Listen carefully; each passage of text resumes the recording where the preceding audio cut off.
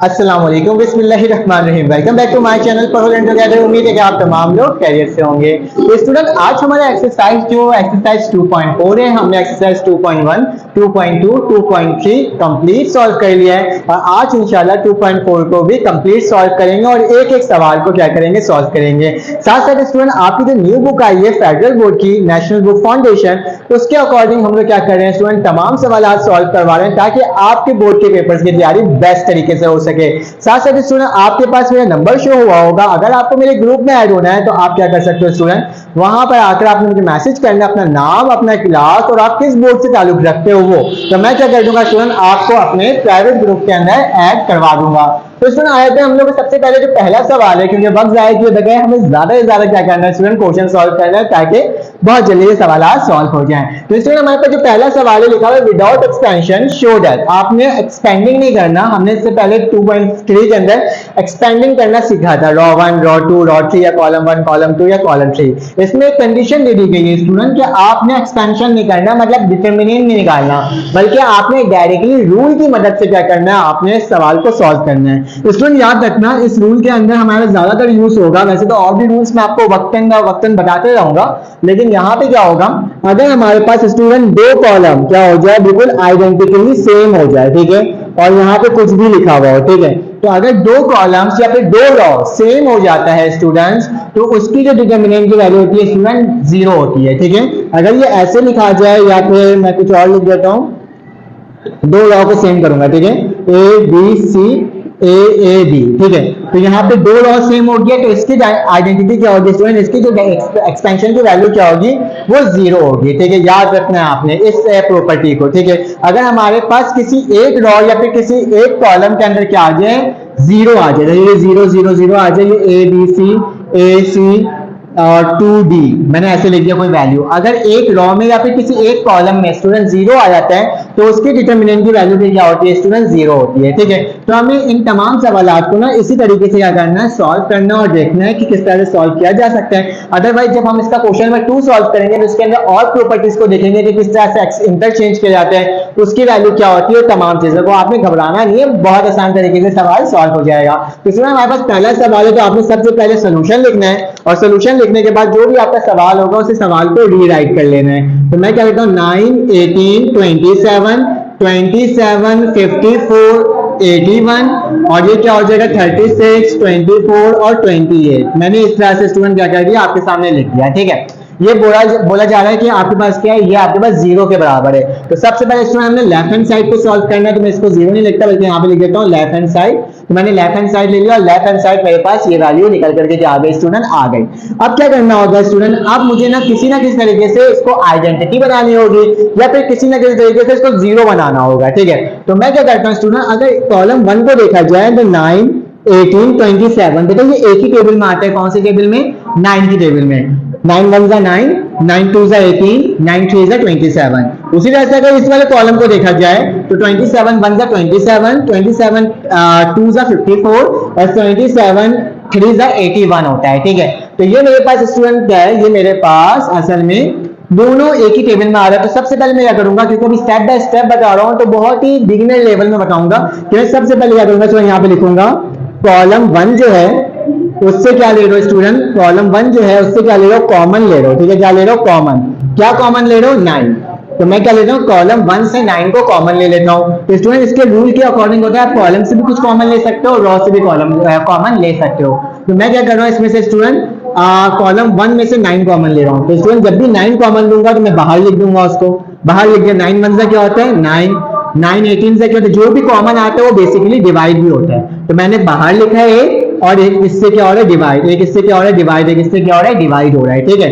तो मैं लिखूंगा ही डिवाइड करके, जस्ट कॉमन लिया है तो कॉमन लेके मेरे पास स्टूडेंट वैल्यू क्या आ रही है, 9 1 से क्या हो जाएगा 9 आ जाएगा, 9 2 से क्या हो जाएगा 18 और 9 3 से क्या हो जाएगा 27 हो जाएगा, ठीक है। तो ये मैंने क्या कर दिया, लिखकर दिखा दिया।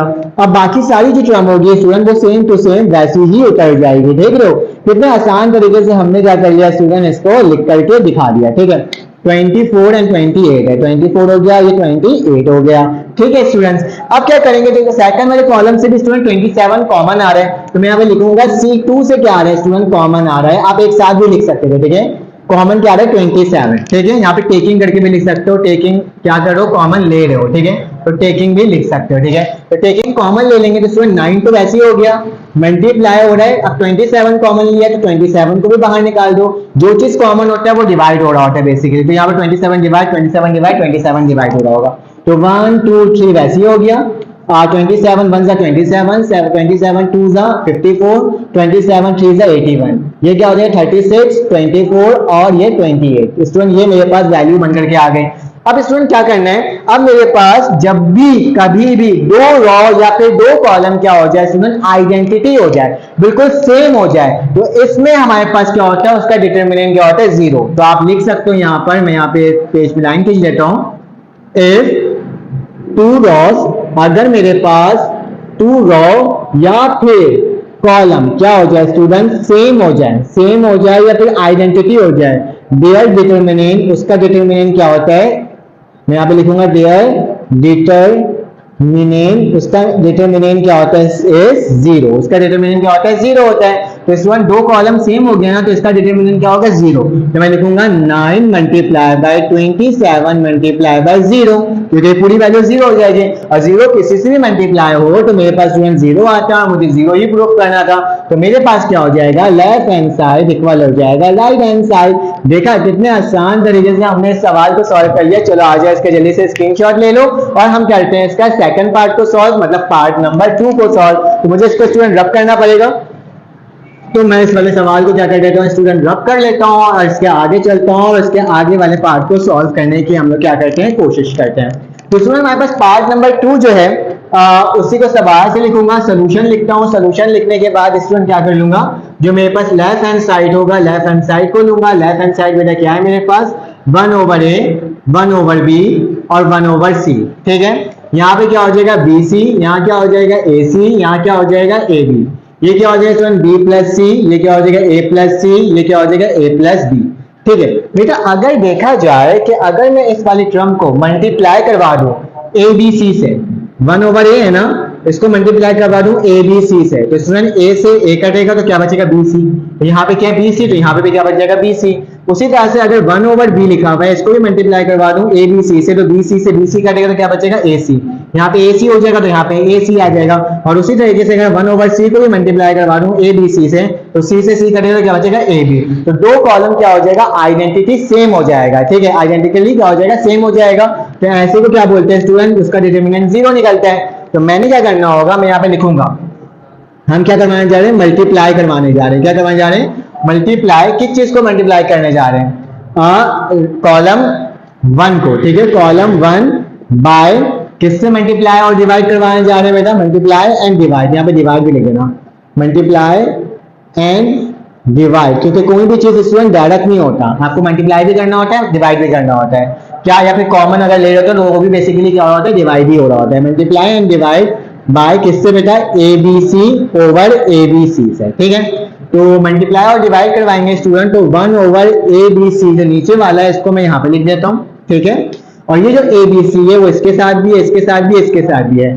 कौन किसमें करवा रहे हैं स्टूडेंट, हम लोग करवा रहे हैं C1 के साथ, कॉलम 1 के साथ करवा रहे हैं। तो क्या हो जाएगा स्टूडेंट, यहाँ पे ABC डिवाइडेड बाय A, एक ABC यहाँ पे लिख दिया मैंने, ये क्या हो जाएगा ABC डिवाइडेड बाय B, और यहाँ क्या हो जाएगा student ABC divided by C, ये क्या हो जाएगा BC, ये क्या हो जाएगा AC, ये क्या हो जाएगा AB, ये क्या हो जाएगा B प्लस C, ये क्या हो जाएगा स्टूडेंट A प्लस C, ये क्या हो जाएगा A प्लस B।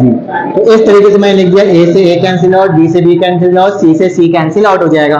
तो स्टूडेंट वैल्यू क्या बच रही है, ABC, और यहाँ पे क्या हो जा रहा है, BC बच रहा है, यहाँ पे भी स्टूडेंट AC बच रहा है, और यहाँ पे क्या बच रहा है स्टूडेंट AB, यहाँ पे क्या बचा है BC, यहाँ पे AC, यहाँ पे AB, यहाँ पे स्टूडेंट क्या हो जाएगा B प्लस C, यहाँ पे क्या हो जाएगा A प्लस C, यहाँ पे क्या हो जाएगा A प्लस B। इसमें ये हो गया, दो रॉस दोबारा से क्या हो गया स्टूडेंट, सेम हो गया। तो आप यहाँ पे लिखोगे if two row and column are same their determinant are 0, उसका डिटरमिनेंट क्या होता है 0। तो मैं डायरेक्टली लिख रहा हूँ, आप लोग इंग्लिश में वर्डिंग लिख लेना। तो मेरे पास ये क्या हो जाएगा 0, क्योंकि दोनों सेम हो गया, डैश मीन इसका आंसर क्या आएगा 0। हमारे पास लेफ्ट हैंड साइड क्या हो गया स्टूडेंट, इक्वल हो गया राइट हैंड साइड के। ये सवाल भी देखो कितने आसान तरीके से हमने सॉल्व कर लिया। स्टूडेंट स्क्रीनशॉट ले सकते हो ताकि आपके पास इसका जवाब आ जाए। अगर स्टूडेंट मेरी वीडियो आपको अच्छी लग रही है और समझ में आ रही हो ना, तो प्लीज चैनल को लाइक और सब्सक्राइब करना, क्योंकि आपकी सब्सक्रिप्शन, आपके लाइक और आपके सपोर्ट की काफी ज्यादा जरूरत है। अगर आप करोगे तो क्या होगा, मैं मोटिवेट होऊंगा और आपको इसी तरीके से क्या करूंगा, वीडियोस बनाकर प्रोवाइड करते रहूंगा। और स्टूडेंट अगर कहीं पर कोई मिस्टेक होती है तो उसके लिए मैं माजरत पहले से कह देता हूँ, क्योंकि एक साथ वीडियोस बना रहा होता हूँ और कभी कभार क्या हो जाता है, प्लस माइनस की मिस्टेक हो सकती है, ठीक है।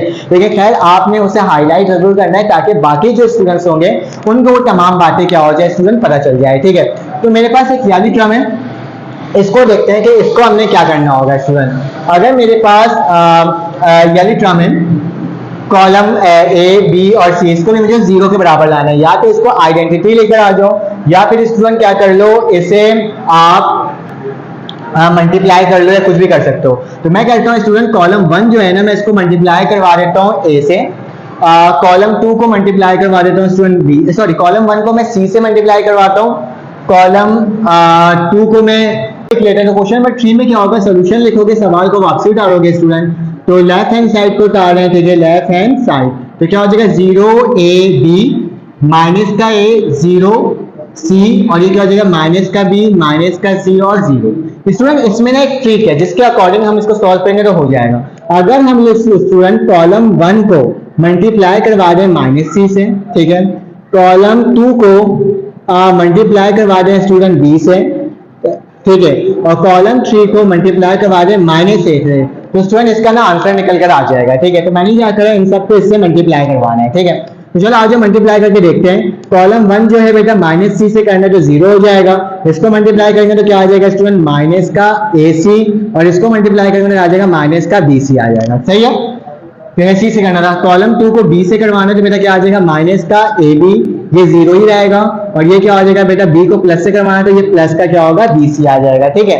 मैं बेसिकली मल्टीप्लाई करवा रहा हूँ। याद रखना स्टूडेंट, जिसको भी मल्टीप्लाई करते हैं उसको क्या करते हैं स्टूडेंट, डिवाइड भी करवाते हैं। तो 1 ओवर ए बी सी भी कर देता हूँ, ठीक है। ए बी सी से मल्टीप्लाई करो तो ए को बाहर निकाल दिया, बी को बाहर निकाल दिया, सी को बाहर निकाल दिया। यहाँ पे क्या होगा स्टूडेंट, ये मल्टीप्लाई होगा माइनस के ए से, तो माइनस माइनस प्लस हो जाएगा, तो प्लस का ए भी आ जाएगा, माइनस माइनस प्लस हो जाएगा तो प्लस का ए सी आ जाएगा, और माइनस 0 0 ही रहेगा, तो ये मेरे पास क्या आ जाएगा, 0 आ जाएगा, ठीक है। अब मैंने इसको ऐसा क्यों किया मैं आपको बताता हूँ। अगर स्टूडेंट मैं कॉलम 1 को कॉलम 2 को ऐड करवा दूं कॉलम नंबर 1 में, तो मेरे पास 0 हो जाएगा। कैसे, इसको इससे ऐड करवाऊंगा, दोनों को ऐड करवाया, दोनों को ऐड करवा के इससे ऐड करवाऊंगा तो ये आ जाएगा 0 आ जाएगा, मतलब रॉ ये 0 आ जाएगी। अगर मैं इसको स्टूडेंट और इसको इसमें ऐड करवाऊंगा तो क्या हो जाएगा, प्लस का एसी और माइनस का एसी कैंसिल आउट होकर 0 हो जाएगा। 0 को इसमें ऐड करूंगा तो बीसी हो जाएगा, और बीसी को ऐड करवाऊंगा माइनस बीसी में तो मेरे प्लस माइनस क्या हो जाएगा, फिर से 0 हो जाएगा। तो कहने का मकसद ये है कि ये ए बी सी तो वैसे ही हुआ। आप यहाँ पे लिखोगे कि हम सबसे पहले बता रहा हूँ मैं कॉलम नंबर 1 को, कॉलम 1 को क्या करवा रहे हैं स्टूडेंट, कॉलम 1 को ऐड करवा रहा हूँ किससे, कॉलम नंबर 1 को ऐड करवा दे रहा हूँ किसके साथ स्टूडेंट, ऐड करवा दे रहा हूँ कॉलम नंबर 1 और कॉलम नंबर 2 को। तो कॉलम 2 और कॉलम नंबर 3 दोनों को ऐड करवाओ, इन दोनों को ऐड करवाया 0 आ गया, फिर 0 को दोबारा से ऐड करवा दो कॉलम नंबर 1 में तो 0 हो जाएगा। इन दोनों को ऐड करवाओ तो एसी हो जाएगा, एसी को दोबारा से इसमें ऐड करवाओगे माइनस एसी में तो 0 आ जाएगा। उसी तरह से 0 को बीसी से ऐड करवाओगे तो बीसी हो जाएगा, बीसी को दोबारा से ऐड करवाओगे माइनस बीसी से तो मेरे पास 0 हो जाएगा, ठीक है। तो मैं इसको इस तरह से किया मैंने, ठीक है। तो ये ए बी सी वैसे हो गया स्टूडेंट, ये मेरे पास 0, ये भी मेरे पास 0, ये भी मेरे पास 0। बाकी वाली term student same to same ऐसे ही कर जाएगी, क्योंकि इसका लिखने का तरीका यही होता है कि आप जिस कॉलम को काम कर रहे हो तो उस कॉलम को सिर्फ छेड़ते हो, बाकी सारी टर्म को वैसे ही लिख देते हो। तो ये ए बी वैसे हो जाएगा, ये ए सी वैसे हो जाएगा, ये 0 वैसे हो जाएगा। अकॉर्डिंग टू रूल अगर एक भी कॉलम में मेरे पास 0 आ जाए तो मेरे पास क्या होता है स्टूडेंट, उसका एक्सपेंशन क्या होता है 0। तो यहाँ पे देखते हो एक रो और कॉलम क्या हो जाए स्टूडेंट इज 0, तो उसका डिटरमिनेंट क्या होता है, देयर डिटरमिनेंट, उसका डिटरमिनेंट जो होता है स्टूडेंट वो भी क्या होता है मेरे पास इज 0। तो मेरे पास जाहिर सी बात है ये मेरे पास क्या बराबर हो जाएगा स्टूडेंट, ए बी सी बराबर हो जाएगा किसके 0, that's mean 0 left hand side is equal to right hand side. देखा हमने इसको भी कितने आसान तरीके से स्टूडेंट सॉल्व कर लिया। अब इसमें मेरे पास पार्ट नंबर 4 है, इसको भी सॉल्व करते हैं। तो मैं इस पहले सवाल को रब कर लेता हूँ ताकि मेरे पास काम हो सके, ठीक है। तो मैंने इस वाले एरिया को रब कर लिया, आप स्क्रीनशॉट जल्दी से ले लो स्टूडेंट ताकि क्या हो जाए आपके पास ये मटेरियल्स आ जाए ना। तो मैंने क्या कर दिया स्टूडेंट, इसका स्क्रीनशॉट आपने यकीनन ले लिया होगा। अब आपको पार्ट नंबर 4 का सवाल है, इसको सॉल्व करते हैं। तो पार्ट नंबर 4 के अंदर क्या बोला जा रहा है, पार्ट नंबर 4 को पहले उतार लेते हैं। तो सोल्यूशन लिखा और लेफ्ट हैंड साइड को क्या कर रहा हूँ स्टूडेंट, लिखवा रहा हूँ, ठीक है। तो मेरे पास क्या आ जाएगा, सबसे पहले लिखा हुआ मेरे पास साइन स्क्वायर अल्फा 1 और इसका लिखा हुआ है कॉस स्क्वायर अल्फा, ठीक है। उसके बाद लिखा हुआ है टेन स्क्वायर अल्फा और क्या लिखा हुआ है सेक स्क्वायर अल्फा, ठीक है। और क्या लिखा है बेटा 1, ठीक है। और आखिर में क्या लिखा हुआ है माइनस का कॉसेक स्क्वायर अल्फा, ठीक है। कॉस नहीं है कॉसेक है, ठीक है। कॉसेक स्क्वायर अल्फा, उसके बाद लिखा है माइनस का कॉट स्क्वायर अल्फा जो कि बराबर है किसके स्टूडेंट यहाँ पे 1, ठीक है। 3 कॉलम्स अलग अलग लिखे हुए जिसकी वैल्यूज मैंने आपके सामने कर दिया, इसमें लिखकर दिखा दिया, ठीक है। अब याद रखना स्टूडेंट कि cos square alpha plus sine square alpha किसके बराबर होता है, 1 के बराबर होता है, ठीक है। अगर हम लोग टेन स्क्वायर अल्फा प्लस 1 करेंगे तो किसके बराबर होगा, सेक स्क्वायर अल्फा के, ठीक है। अगर मेरे पास student 1 minus cosec square alpha लिखा हुआ हो तो वो किसके बराबर होता है, माइनस कॉट स्क्वायर अल्फा के, ठीक है। तो ये इसके इक्वल होते हैं सारे, ठीक है। ये सबकी ट्रिग्नोमेट्रिक आइडेंटिटी है, ठीक है। तो ये सब एक दूसरे के इक्वल होते हैं। तो मैं क्या करता हूँ स्टूडेंट, इस वाले रॉ को ऐड करवा देता हूँ रॉ 1 के अंदर, तो सबकी वैल्यूज को खुद ही निकल कर आ जाएगी। देखो ऐसे लिखूंगा कि रॉ 1 में मैं क्या करवा रहा हूँ स्टूडेंट, ऐड करवा रहा हूँ। रॉ 1 में ऐड किसको करवा रहा हूँ, रॉ 3 को। तो क्या लिख दूंगा, रॉ 3 लिख दूंगा। तो रॉ 3 ऐड हो जाएगा रॉ 1 में आके। जो पहले टर्म लिखा हुआ होता है यहाँ पे उसमें परफॉर्म होता है, उसमें चीजें एडिशन और परफॉर्मेंस होती है, ठीक है। तो क्या हो जाएगा साइन स्क्वायर अल्फा ऐड करवा दो क्या कॉस स्क्वायर अल्फा को, टेन स्क्वायर अल्फा ऐड करवा दो किसको स्टूडेंट, 1 को। यहाँ पे क्या लिखा है कॉसेक है तो 1 को यहाँ लिख देता हूँ, तो 1 माइनस कॉसेक स्क्वायर अल्फा हो जाएगा, ठीक है। तो मैंने इसको इस तरह से कुछ आपके सामने लिख करके क्या कर दिया, दिखा दिया, ठीक है। यहाँ पे आई टर्म वैसे बनेगा, ये 1 सेक स्क्वायर अल्फा वैसे उतर जाएगा, माइनस का कॉट स्क्वायर अल्फा वैसे उतर जाएगा, और यहाँ पे क्या हो जाएगा कॉस स्क्वायर अल्फा 1 और 1, ठीक है। ये आई टर्म मैंने आपके सामने लिख दिया। ये किसके बराबर होता है स्टूडेंट, 1 के, तो मैं क्या लिख दूंगा 1 लिख दूंगा। ये किसके बराबर होता है स्टूडेंट, सेक स्क्वायर अल्फा के, तो क्या लिख दूंगा सेक स्क्वायर अल्फा लिख दूंगा। 1 माइनस कॉस स्क्वायर अल्फा किसके बराबर होता है, माइनस कॉट स्क्वायर अल्फा, तो मैंने माइनस कॉट स्क्वायर अल्फा लिख दिया। यहाँ पे 1 आ गया, यहाँ पे भी सेक स्क्वायर अल्फा आ गया, और यहाँ पे भी क्या आ गया कॉट स्क्वायर अल्फा। उसी तरह से यहाँ पे क्या हो जाएगा स्टूडेंट कॉस स्क्वायर अल्फा 1 और 1। तो देखो दो रॉ क्या हो गया स्टूडेंट, दोबारा से सेम आ गया, और जब भी दो रॉ सेम होता है तो उसकी वैल्यू क्या होती है, 0 होती है। इंग्लिश में आपने वैसी वर्डिंग लिख देना है। चलो आज इसका स्क्रीनशॉट ले लें, फिर क्या करेंगे स्टूडेंट, इसका नेक्स्ट मतलब पार्ट नंबर 5 को सॉल्व करेंगे। मेरे पास क्वेश्चन नंबर 5 आ गया है, ठीक है। क्वेश्चन नंबर 1 का पार्ट 5 है। ये थोड़ा सा कॉम्प्लिकेटेड हो सकता है, लेकिन अगर मैं आपको इसको अच्छे तरीके से समझाने की कोशिश करूंगा तो इंशाल्लाह आपको ये वाला सवाल स्टूडेंट क्या हो जाएगा, समझ में आ जाएगा, ठीक है। चलो आज वक्त को ज़ाया किए बगैर इसको सॉल्व करते हैं। आपने सोल्यूशन लिखना है, ये बराबर है स्टूडेंट 0 के। तो मैं क्या करूँगा, सबसे पहले इसको फार्मूला में ओपन करूँगा। फार्मूला क्या होता है कि a माइनस बी का होल क्यूब जो होता है स्टूडेंट, वो बराबर होता है a क्यूब माइनस का 3a स्क्वायर b, फिर प्लस का 3ab का स्क्वायर, और माइनस का स्टूडेंट क्या होता है, b क्यूब होता है, ठीक है। तो ये मेरे पास फार्मूला होता है, इस फार्मूला के तहत इसको ओपन कर लूँगा, ठीक है। तो स्टूडेंट मैं क्या करता हूँ, इसको ओपन करता हूँ। तो a माइनस बी का होल क्यूब किसके बराबर होगा, a क्यूब माइनस का 3a स्क्वायर b प्लस का 3ab स्क्वायर माइनस का b क्यूब, ठीक है। और बाकी जो टर्म उसको वैसे लिख दूंगा a क्यूब माइनस का b क्यूब, और ये क्या हो जाएगा a माइनस b, ठीक है। तो ये मैंने आपके सामने वैसे ही लिख दिया स्टूडेंट। कितने आसान तरीके से आराम से करना है, कोई मुश्किल बात नहीं है, ठीक है। समझ समझ के हर एक चीज़ को सॉल्व करना है। c माइनस डी मतलब a ये हो गया और b ये हो गया, तो c का क्या हो जाएगा स्टूडेंट क्यूब 3, c का क्या हो जाएगा स्क्वायर, और साथ में क्या लिखा जाएगा d प्लस 3 हो जाएगा। फिर क्या हो जाएगा c वैसे उतरेगा और d के ऊपर स्क्वायर लग जाएगा, ठीक है, और माइनस का d क्यूब। उसी तरह से a क्यूब माइनस का b क्यूब वैसे उतर गया।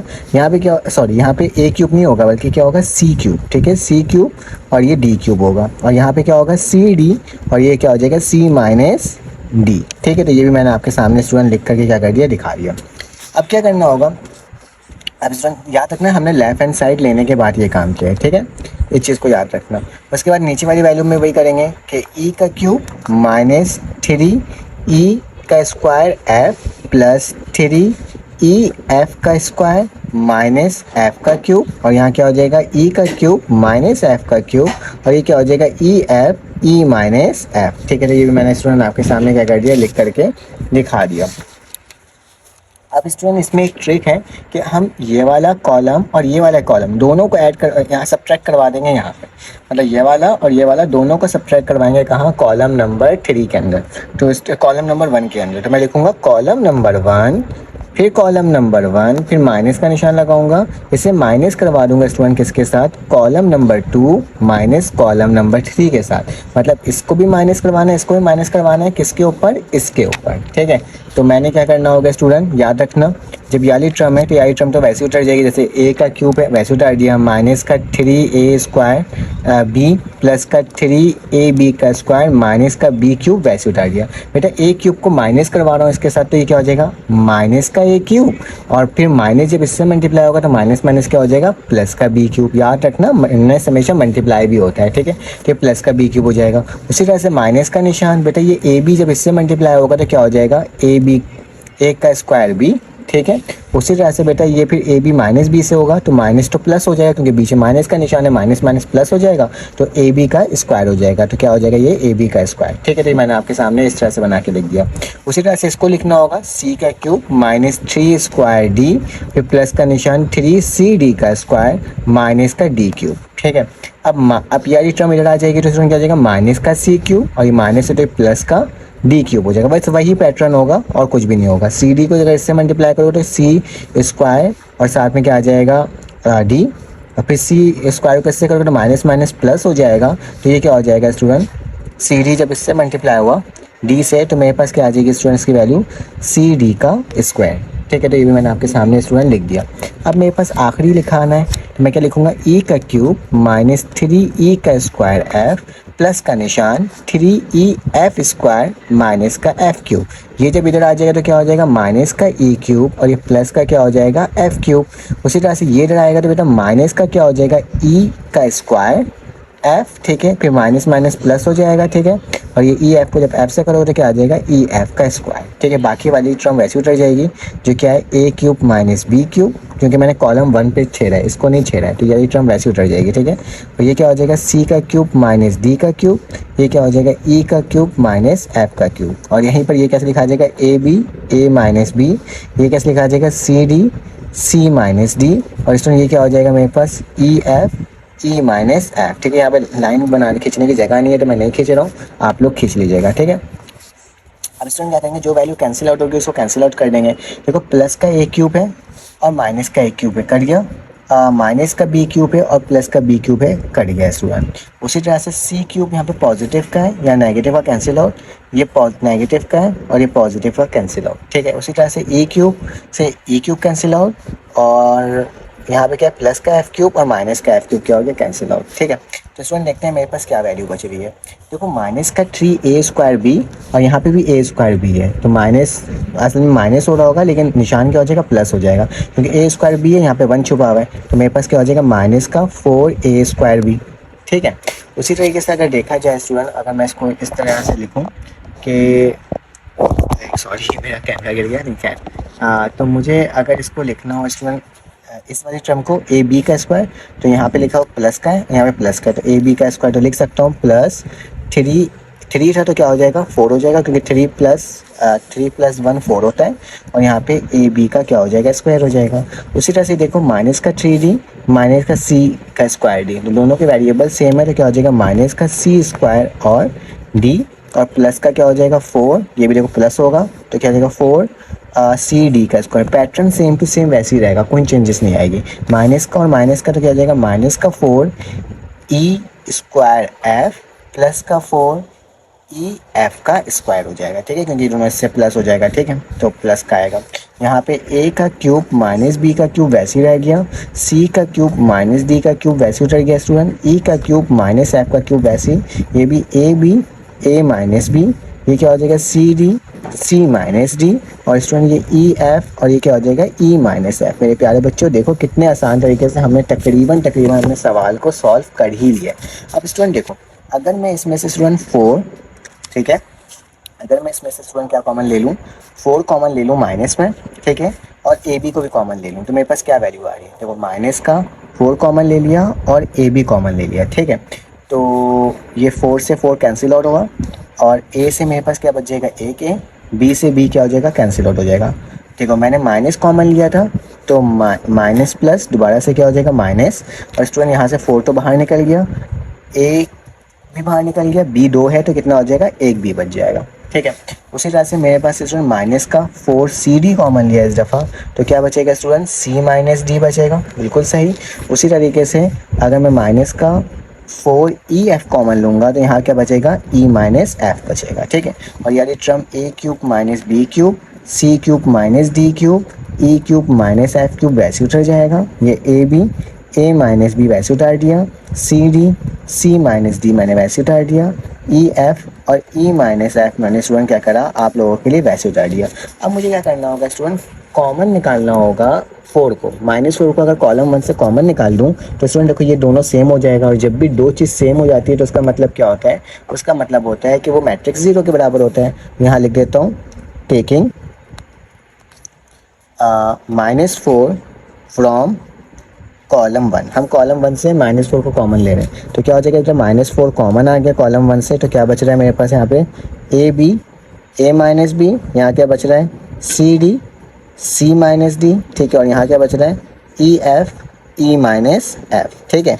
और यहाँ पे क्या हो जाएगा, ए का क्यूब माइनस बी का क्यूब, सी का क्यूब माइनस डी का क्यूब, ई का क्यूब माइनस एफ का क्यूब। उसी तरह से हमें क्या हो जाएगा, A B, A minus B, यहाँ क्या हो जाएगा, C D, C minus D, और ये क्या हो जाएगा student, E F, E minus F, ठीक है। तो स्टूडेंट देखो इतना लंबा काम करने के लिए मुझे करना पड़ा था, अब मुझे मालूम पड़ जाएगा स्टूडेंट के माइनस का 4 है, तो और ये दो कॉलम क्या है, सेम है, तो दैट्स मीन्स इसका डिटर्मिनेंट क्या होगा, 0। जैसे लास्ट टाइम मैंने इंग्लिश में वर्डिंग लिखवाई थी ना, आपको भी सेम टू सेम स्टूडेंट वैसे ही वर्डिंग लिखना है। आखिरी में इस तरह से लिखोगे कि माइनस का 4 0, तो मतलब मेरे पास डिटर्मिनेंट 0 आ गया, तो left hand side is equal to right hand side. आप यहाँ पे ये भी लिख सकते हो स्टूडेंट, क्या लिख सकते हो, आप यहाँ पे ये लिख सकते हो कि इफ़ 2 रॉ और column are same so there determinant is 0, ठीक है। तो इस तरह से इंग्लिश वर्डिंग लिखनी है आपको, और इसका आंसर आ चुका है, आप इसका स्क्रीनशॉट ले सकते हो स्टूडेंट, ताकि क्या हो जाए, आपके पास इसका पूरा जवाब मिल जाए। चले आ जाए इसका नेक्स्ट पार्ट सॉल्व करते हैं। अब स्टूडेंट हमारे पास पार्ट नंबर 6 आ गया। ये इंतहाई आसान सवाल है, जिस तरह से हमने इससे पार्ट नंबर 5 सॉल्व किया था, तो ये उससे थोड़ा सा बेहतर सवाल है, ठीक है। तो स्टूडेंट आपने क्या करना होगा, सोल्यूशन लिखना होगा, और सबसे पहले क्या करना होगा स्टूडेंट, लेफ्ट हैंड साइड लिखना होगा। लेफ्ट हैंड साइड मेरे पास क्या है स्टूडेंट, लेफ्ट हैंड साइड है मेरे पास x 0 माइनस वाई, माइनस का z, y 0 0 माइनस एक्स और z, ठीक है। तो यार ये टर्म को मैंने आपके सामने लिख दिया स्टूडेंट। अब मैं क्या करूँगा स्टूडेंट कि कॉलम 1 को मल्टीप्लाई करवा दूंगा किससे स्टूडेंट, कि कॉलम नंबर 1 है ना, इसको मल्टीप्लाई करवा दूंगा z से और डिवाइड भी करवा दूंगा z से, ठीक है। कॉलम नंबर 2 को स्टूडेंट मल्टीप्लाई करवाऊँगा किससे, x से, और डिवाइड भी करवाऊँगा x से। जबकि कॉलम नंबर जो 3 है स्टूडेंट, उसको मल्टीप्लाई करवाऊंगा y से और डिवाइड भी करवाऊंगा स्टूडेंट y से। मैं ये क्यों करवा रहा हूँ, ये आप अभी देखोगे और आपको पता चल जाएगा। तो स्टूडेंट अगर इसको मैं z से मल्टीप्लाई और डिवाइड करवाऊँ तो मैं एक काम करता हूँ, क्योंकि मेरे पास मल्टीप्लाई और डिवाइड किससे हो रहा है, x, y और z, तो मैं एक काम करूँगा, डिवाइड वाली टर्म को यहाँ लिख दूंगा x, y, z, ठीक है, बाहर निकाल दूंगा, ठीक है। और ये जो बाकी z बच जाएगा वो इससे मल्टीप्लाई होगा स्टूडेंट, तो ये क्या हो जाएगा, x z, 0 से कोई टर्म भी मल्टीप्लाई हो 0 ही आता है, और y से होगा तो बेटा क्या आ जाएगा, माइनस का y z, ठीक है। उसी तरह से इस वाली टर्म को किससे करवाना है, x से, तो क्या लिखूंगा, माइनस का x z, ये क्या हो जाएगा x y, और ये क्या हो जाएगा स्टूडेंट 0, क्योंकि 0 से कोई टर्म भी मल्टीप्लाई होती है 0 ही रहता है।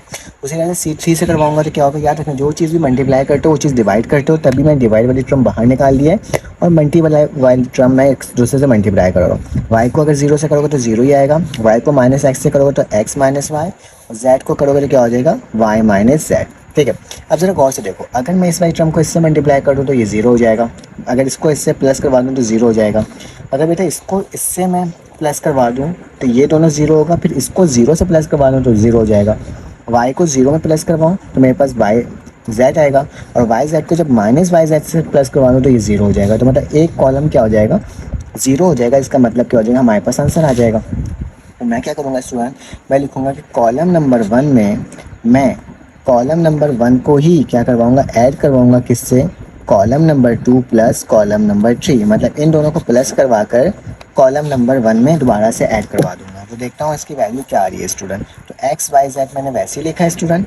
देखो ये 0 इसमें ऐड हुआ तो माइनस का एक्स जेड ही रहेगा। फिर माइनस का एक्स जेड जब दोबारा से एक्स प्लस जेड पर ऐड होगा तो क्या बचेगा, 0 बचेगा। ठीक है, याद रखना जिस कॉलम को आप पहले लिखते हो सिर्फ उसी में ही एडिशन होता है, बाकी सारी टर्म वैसी उतर जाती है। अब इसको इससे ऐड करवाओगे तो 0 हो जाएगा, और 0 को इससे ऐड करवाओगे तो टर्म क्या आ जाएगा, दोबारा 0 आ जाएगा। वाई जेड को 0 से ऐड करवाओगे तो वाई जेड आएगा, और वाई जेड को माइनस वाई जेड से करवाओगे तो प्लस माइनस क्या हो जाएगा, 0। और बाकी जो भी टर्म होगी उस वाई टर्म को हम क्या कर देंगे, वैसे ही लिख देंगे। तो मैंने क्या कर दिया, ये आपके सामने उसी तरह से लिख दिया। ठीक है, तो मैंने यहाँ पे इस तरह से लिख दिया। अगर अकॉर्डिंग टू कंडीशन मैं यहाँ पे लिखूँगा इफ़ वन कॉलम, अगर एक कॉलम या फिर 1 रॉ इज 0। ठीक है, अगर 1 रॉ या 1 कॉलम क्या हो जाए स्टूडेंट, 0 हो जाए तो उसका डिटर्मिनेंट जो होता है स्टूडेंट, देयर डिटर्मिनेंट, उसके डिटर्मिनेंट की वैल्यू क्या होगी स्टूडेंट, इज 0। तो उसकी डिटर्मिनेंट की वैल्यू भी क्या होती है स्टूडेंट, 0 होती है according to the given condition. तो एक्स वाई जेड वैसे लिख दिया, इसका डिटर्मिनेंट क्या हो जाएगा, 0। जब ये इससे मल्टीप्लाई होगा तो इसका आंसर क्या आ जाएगा, 0। तो लेफ्ट हैंड साइड बराबर हो गया किसके स्टूडेंट, राइट हैंड साइड के, और हमें यही प्रूफ करना था। ठीक है, तो हमने देखो कितना आसान तरीके से निकाल लिया। स्टूडेंट इसका स्क्रीनशॉट ले लो ताकि आपके पास इसका जवाब मिल जाए सामने। ठीक है, चलो आज इसका लास्ट पार्ट को सॉल्व करते हैं, पार्ट नंबर 7। स्टूडेंट हमारे पास पार्ट नंबर 7 है, ये क्वेश्चन नंबर 1 का आखिरी सवाल है, इसको भी सॉल्व कर लेते हैं स्टूडेंट। सबसे पहले लेफ्ट हैंड साइड लोगे। ठीक है, अब लेफ्ट हैंड साइड लेने के बाद इसको दोबारा से लिख लेना है स्टूडेंट। यहाँ पे a माइनस बी और a प्लस बी है, तो बेटा a माइनस बी का जो फॉर्मूला होता है ना, a स्क्वायर, तो वो क्या होता है, a square minus 2ab plus का b स्क्वायर, जबकि a प्लस बी का होल स्क्वायर का फॉर्मूला होता है स्टूडेंट क्या, a square plus 2ab plus का b स्क्वायर। तो ये दोनों फार्मूलाज में ओपन कर दूंगा ऐसे। ठीक है, तो डायरेक्टली मैं ओपन कर रहा हूँ। ठीक है, तो यहाँ पे क्या हो जाएगा कि a square minus 2ab plus का b स्क्वायर हो जाएगा। इसको करोगे तो क्या हो जाएगा, c स्क्वायर माइनस का 2cd और प्लस का d स्क्वायर हो जाएगा। ठीक है, उसी तरह से ये क्या हो जाएगा, e स्क्वायर माइनस का 2ef और प्लस का f स्क्वायर। उसी तरह से इसको अगर सॉल्व किया जाए तो यहाँ पे प्लस वाला फॉर्मूला लगेगा कि a square plus 2ab plus का b स्क्वायर। यहाँ पे क्या हो जाएगा student, c square plus 2cd plus का d स्क्वायर। उसी तरह से यहाँ पे क्या हो जाएगा स्टूडेंट, e स्क्वायर प्लस का 2ef और प्लस का f स्क्वायर। ठीक है, तो ये सारी टर्म्स को मैंने क्या कर दिया, आपके सामने लिख करके दिखा दिया। और ये क्या हो जाएगा स्टूडेंट, ab cd और ef। ठीक है, तो यहाँ तक मैंने आपके सामने लिख करके क्या कर दिया, दिखा दिया। अब क्या करना होगा स्टूडेंट, अब हमें क्या करना होगा कि ये वाली वैल्यू को इसमें ऐड कर सब्ट्रैक्ट करवा देना होगा। ठीक है, तो मैं क्या करूँगा कि कॉलम नंबर 1 को कॉलम नंबर 1 से कॉलम नंबर 2 को क्या करवा दूँ, सब्ट्रैक्ट करवा दूँ। ठीक है, तो मतलब ये C1 को C2 से सब्ट्रैक्ट करवाता हूँ। देखो इसकी वैल्यू क्या आ रही है, यहाँ पे a स्क्वायर वैसे उतर गया, माइनस का 2ab वैसे उतर गया, प्लस का b स्क्वायर वैसे उतर गया। बेटा ये माइनस यहाँ पे होगी तो ये माइनस होगा तो क्या हो जाएगा, ये प्लस तो क्या हो जाएगा, माइनस का a स्क्वायर, ये क्या हो जाएगा माइनस का 2ab, और ये क्या हो जाएगा स्टूडेंट माइनस का ही b स्क्वायर। ठीक है, फिर बाकी जो टर्म है वैसे उतर जाएगा, a square plus 2ab plus का b स्क्वायर, और ये क्या हो जाएगा ab। सही है, अब स्टूडेंट क्या करना होगा, हमें ये वाली वैल्यू को भी करवाना होगा माइनस।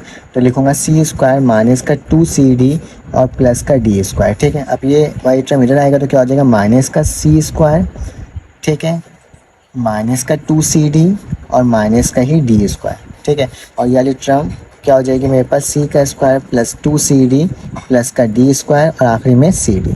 इससे स्टूडेंट याद रखना है, इसमें तुम लोग को कंफ्यूज नहीं होना है। ठीक है, मैं क्या कर रहा हूँ, ये जो प्लस में जो वैल्यूज लिखी थी सिर्फ माइनस हो जा रही है क्योंकि हमें माइनस का निशान है। ठीक है, फिर क्या होगा स्टूडेंट, e स्क्वायर माइनस का 2ef प्लस का f स्क्वायर, ये टर्म यहाँ आएगी तो क्या होगा, माइनस का e का स्क्वायर माइनस का 2ef और माइनस का f स्क्वायर, और ये टर्म वैसे उतर जाएगी, e का स्क्वायर प्लस 2ef प्लस का f स्क्वायर, और यहाँ पे क्या हो जाएगा, आखिरी में ef आ जाएगा। ठीक है, तो ये टर्म लिख दिया। अब देखो कैंसिल आउट क्या हो रहा है, प्लस का a माइनस का a प्लस का b माइनस का b प्लस का c माइनस का c प्लस का d माइनस का d प्लस का e माइनस का e प्लस का f माइनस का f। तो ये सारी वैल्यूज़ कैंसिल आउट हो गई।